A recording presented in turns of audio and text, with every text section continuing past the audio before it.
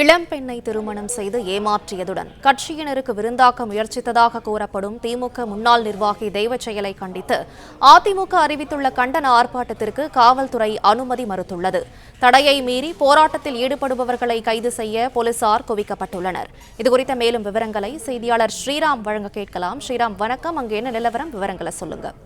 ராணிப்பேட்டை மாவட்டம் அரக்கோணம் பகுதியைச் சேர்ந்த கல்லூரி மாணவியை திமுக நிர்வாகி ஏமாற்றி பாலியல் தொந்தரவு செய்ததாக புகாரின் அடிப்படையில் இதனை கண்டிக்கும் வகையிலும் தமிழக அரசை கண்டிக்கும் வகையிலும் எடப்பாடி பழனிசாமி அவர்கள் உத்தரவின் பேரில் அரக்கோணம் பகுதியில் இருக்கக்கூடிய பழைய பேருந்து நிலையம் அருகே போராட்டம் நடைபெறும் என அறிவித்திருந்தார்.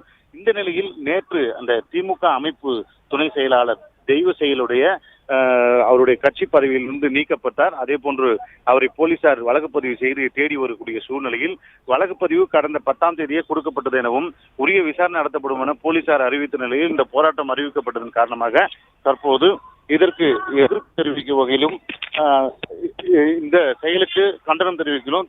அதிமுக சார்பில் போராட்டம் நடத்தப்படும் என அறிவித்திருந்த உரிய விசாரணை நடத்தப்படும் போலீசார் விளக்கம் அளித்தும் தொடர்ந்து இந்த போராட்டத்தில் ஈடுபடுவதால் அவர்கள் கைது செய்யப்படுவதற்கான வாய்ப்பு இருப்பதாக தெரிவித்திருக்கிறார்கள். தற்போது வளர்மதி முன்னாள் அமைச்சர் மற்றும் சட்டமன்ற உறுப்பினர் ரவி மற்றும் முன்னாள் நாடாளுமன்ற உறுப்பினர்கள் இந்த போராட்டத்தில் கலந்து கொள்ள இருக்கிறார்கள். இதனை ஒட்டிதான் 150க்கும் மேற்பட்ட போலீசார் தற்போது பாதுகாப்பு பணியில் ஈடுபட்டு வருகிறார்.